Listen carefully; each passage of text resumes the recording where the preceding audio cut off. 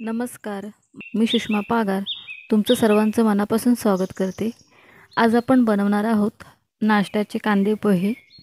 हे कांदे पोहे फक्त कांदे पोहे नाहीत तर बटाटा कांदे पोहे आहेत. ह्याच्यामध्ये आपण बटाटा घालणार आहोत. हा बटाटा आपण आधी बॉईल करून घेणार आहोत आणि मग घालणार आहोत त्याच्यामध्ये.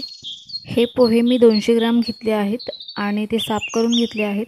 आपण त्यांना पाण्याने धुवून घेणार आहोत आणि चाळणीमध्ये असेच ठेवून देणार आहोत झाकण ठेवून.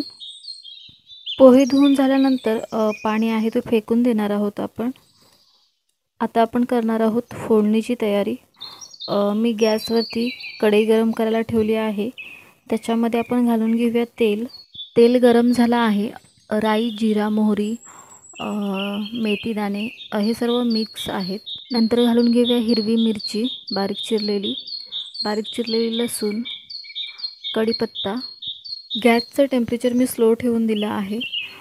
ही फोडणी चांगली फ्राय झाली की आपण त्याच्यामध्ये घालणार आहोत बारीक चिरलेला कांदा मी बारीक चिरला आहे. त्याऐवजी तुम्ही लांब जसं आपण कांदा भाजीसाठी कांदा कापतो तशा पद्धतीमध्ये सुद्धा कट करू शकतो. कांद्याला आपल्याला जास्त वेळ फ्राय नाही करायचा आहे. आपण लगेचच त्याच्यामध्ये शेंगदाणे घालून घेऊया आणि शेंगदाणे घातल्यानंतर एक साधारण 2 मिनटं आपण ते फ्राय करून घेणार आहोत. शेंगदाणे फ्राय करत असताना वरून थोडंसं मीठ घालणार आहोत म्हणजे शेंगदाणे छान नमकीन होतील आणि ते व्यवस्थित मिक्स करून घ्यायचे आहेत. फोडणीमध्ये घालणार आहोत हळदी पावडर.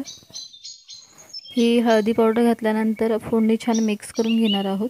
फोडणी अशा पद्धतीने मिक्स करून घ्यायची आहे की हळदी पावडर छान एकजीव होईल फोडणीमध्ये. हा मी बॉईल केलेला बटाटा घेतला आहे. तो बटाटा आपण हाताने मॅश करून घालणार आहोत. त्याचे आपण असे पीसेस किंवा कटिंग करून नाही घालणार आहोत. वरून घालून घेणार आहोत बारीक चिरलेली कोथिंबीर आणि पुन्हा ही फोडणी मिक्स करणार आहोत पलित्याने.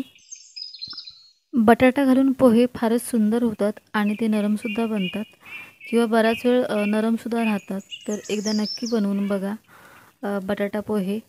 आता आपण घालून घेऊया वरून साखर आपण यासाठी घालणार आहोत म्हणजे चांगला तिखट, गोड आणि आंबट असा फ्लेवर येईल पोह्यांना.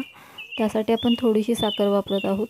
साखर घातल्यानंतर सर्व छान मिक्स करून घेणार आहोत आणि आता घालून घेऊया पोहे. तुम्ही जर चाळणीमध्ये पोहे धुलेत तर छान सुटसुटीत होतात पोहे आणि त्यांचा गोळा नाही होत. झाला तरी खूप कमी कारण त्याच्यामधला पाणी सर्व व्यवस्थित निघून जातो. तर शक्यतो तुम्ही चाळणीमध्येच पोहे धुवायचा प्रयत्न करा.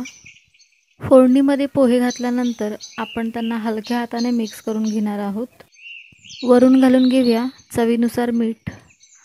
याआधी पण आपण मीठ घातला होता त्याच्यामुळे कमी घालायचं आहे मीठ छान पोह्यांमध्ये मिक्स करून घेणार आहोत आणि वरून घालून घेऊया बारीक चिरलेली कोथिंबीर.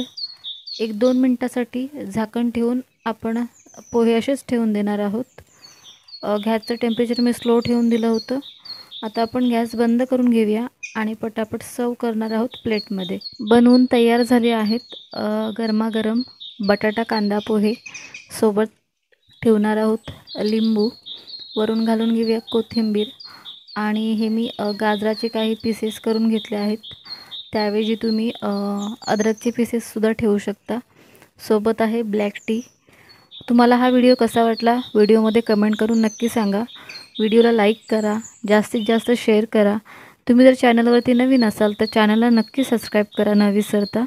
तुम्ही जेव्हा चॅनलला सबस्क्राईब करता तेव्हा ऑल बेल आयकॉनवरती प्रेस करायला विसरू नका. पुन्हा भेटू एका नवीन रेसिपीबरोबर. धन्यवाद. Bye bye.